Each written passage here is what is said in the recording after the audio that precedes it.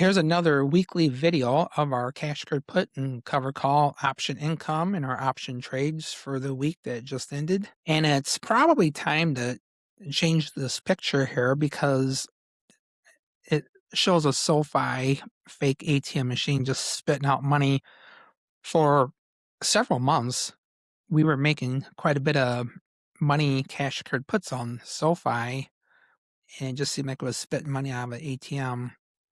Lately, not so much so. SoFi well kind of went dry on SoFi for now, but there's always the future coming up here. So anywho, let's continue. If you like this type of thing, make sure you subscribe and like the video and notifications and all that good stuff. And this is not financial advice. I'm just showing what I'm doing as far as buying and selling cash card puts and cover calls, and showing you what I'm doing and what trades I'm making. And it's for learning. And you might learn that these are good ideas, or you might learn that these are bad ideas. And not every idea I have is a good idea, and not every idea I have is a bad idea. And a question I get almost weekly is, how much money am I using to create the option income? And out of my total portfolio, our total portfolio, we're using about 10% of our entire portfolio to create option income. We have the majority of our money in growth, which possibly is money that we might not ever touch. And then we have an income fund bucket here with cover calls and other income generating type of funds, such as SPY-I, QQQI, and some things like that. In the growth bucket, we have things like SPY and QQQ, and QQQM, and VTI, and things like that. And there's cash living expenses. So the money that gets generated from the option income and some of the income fund money here goes into this bucket. And then this is what we live off of. And I will have been retired for actually one more week. I'll be retired for 1 year. And we really just recently started taking money out of the income bucket here because the option income bucket here has been doing so well that we haven't had to use this money in this bucket. But we started taking money out of this bucket here mainly because the way we're moving money into our Roth IRA, converting, all kinds of stuff. But you didn't come here to hear me talk about this stuff. So let's get into it. So right off the bat, I'll tell you this has been kind of a strange week. And I only made 4 trades this week. So it is a holiday week, so I only had 4 days of trading. And 2 of the days I was gone almost the entire day. And the market had went up and then it went down, then it went up and then it went down and went up. And typically, if I'm around the house, I may close out some trades during these dips of ups and downs. Well, since I was gone, I wasn't here to jump out of trades and jump back into trades and kind of skim a little money off the top or whatever. So if you go back here like last week, you see all these trades I made, and even the week before, kind of common that I might make 15, a dozen to 15 trades a week if you look at these. So each line here separates the different weeks. So what was the last week here? If I highlight this and do a count, I made 18 trades. And this week I only made 4. So if I highlight the amounts here, I made $289 last week. Now, a lot of you probably want to click off the video because you're thinking to yourself, like, I'm not watching some dude that makes $280 a week. I want to make more. Well, last week, if I highlight this, I made $4,500. So if you add them together and divide them, that's like $2,500 per week. So that sounds a lot better. And if you remember last week, if I highlight everything I closed in the first 3 months. So March 31st is right here. So if I highlight this and go all the way, highlight all the way from the first year, I made $34,455 in the first 3 months. So take that times 4. You're looking at about $140,000 for a year trading options. That's pretty good. Now, my goal is $5,000 per month. So I'm actually performing twice as good as what my goal is. So let's talk about the particular trades. I had a cover call on BBAI, which I kind of wish I would never got involved with this, but luckily I only bought 7 contracts originally. I got 700 shares. My cost basis is $466 per share, we'll just call it $3,500 about. So not a lot of money. And I'll just keep doing cover calls on those and collecting whatever, 20 to 50 bucks a week, and we'll see how that goes. Now, this one here, I had a cash card put on UPRO, and UPRO had gone down to $92. This cash secured put was 95 strike price. I did not want to get assigned the UPRO. So I rolled it forward to expiration date of April 17th. And when I did, I lost $110. So when I roll a trade, I keep track of it as two separate transactions. So I show that I closed it and then I open up the new trade. So the new trade, it was filled at $675. So if I would have held that till expiration, I would have made $675. Well, almost immediately, UPRO went up and went up to like 97. And so if you combine these two here, I actually made about $170 on this transaction if you add them together. So that turned out to be okay. And I probably should have just kept it because the price continued to go up. I think it's like at 99 right now. So I would have did just fine with it. In fact, let's take a look. Yeah, so right here, UPRO, $99. So I would have did even better.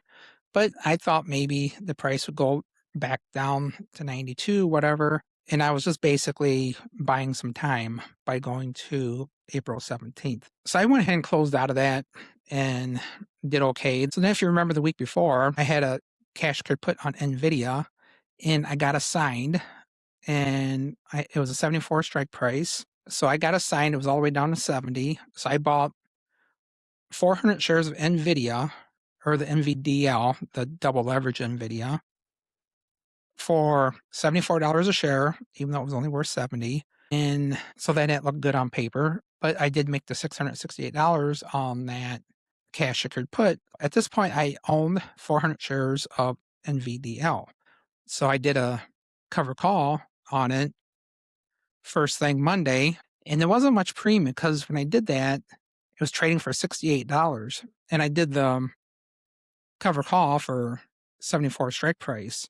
So there wasn't much premium there, only $92. And so I held that all the way through Thursday, and there was no trading on Friday, Good Friday. So it went all the way down to zero. So I earned all that premium. So I did get a sign, which means I sold those shares of NVIDIA for 74, and it had gone up to 75 at the end of closing on Friday. So I don't care what this number is. I just care that I got the shares taken away. And so now I have this cash again. And Monday, I will start doing cash secured puts again and probably do a strike price around $70 maybe. Depends on what happens on Monday if the price of this goes up or down or whatever it does. So that's kind of what's happening from last week. Once again, I made $289. So looking forward, these are the trades that I have pending right now. So these trades are all open. I haven't closed them yet. If you're new to this, I keep track on when I close the trade. And so this is when I open them. This is the expiration, and this is when I close it. And I do have a video explaining this spreadsheet and exactly what it does, and I do give it away for free. So the video that I talk about this, there's a download in the video for the spreadsheet if you want it. And then the video explains what each of these columns are for. So that might be something you're interested in. So some trades I have open, and most of these expire on the 17th of April. So I have a cash secured put for yen at 28 strike price. So I'll probably let this go till expiration and collect all the premium. And that was filled at 80 cents. So that'd be like an $80 profit. And then I have a cash secured put on UPRO and 75 strike price, and it's trading like at a 100 right now. So that is for the 10th. And I think when I looked, this is at about 80% profit right now. So I could close this right now and make about $80. If I let it go all the way to the end, I'll make 99. So I've already made most of the money off this one. And then I did a cash card put on American Airlines, which I made a video for, actually showing that cash card put, the trade. So if you want to check that out. But right now it's actually trading about the same price, 10.77. That's about what it is right now. So this is at about 50% profit. And if it goes all the way to zero, I will collect $180. Actually, I've already collected that, but I'll get to keep the whole 180. Because usually I cash those in early. So I paid to buy them back, probably more like 10. So, and realistically, I'll probably close that early and then collect the 130 and not the whole thing. That's usually what I do. And then I got a whole bunch of covered calls. And over here in yellow, this is the basis that I am in that for. So, for example, the BITX, I got a cover call with an $18 strike price.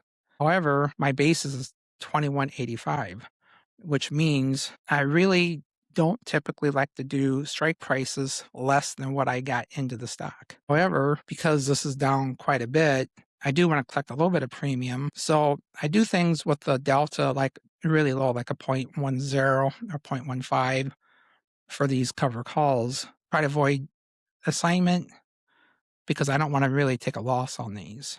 The other one I have cover calls on are TQQQ. I hardly ever get assigned a TQQQ, but I did here. So I got assigned a couple contracts here, and actually I got assigned 3 contracts up here. But when I did the cover call, I only did 2 contracts on that account here. I come down here and look, this is that account. I only did 2 contracts instead of 3 because if I did get assigned, kind of thinking of letting that other 100 shares of TQQQ kind of run up a little bit, maybe to $50 or something. Maybe do another cover call a little bit later at a higher strike price and make a little bit of extra money. And then I got 800 shares of AMZU. I did a cover call there. And then I actually did another cash card put on TQQQ, but the strike price is at 30. Oh, I collected $1.04 per share, and I got 3 contracts. So that'd be 300 and some dollars. If this goes all the way down to 0, 312. So I'll probably close that early at some point. I think this is already about 40% profit already because TQQQ went up quite a bit since I did this cash secured put. And then I got some Robinhood here, which has been very disappointing. Not much premium, a little bit, but I'm just trying to get a little bit of premium from cover calls. And you can see my bases for each of those contracts here, 94, 104, and this one here is 99 because I actually bought an extra 100 shares when this was down around $70, which is like at 69 now. So that brought my average cost down a little bit.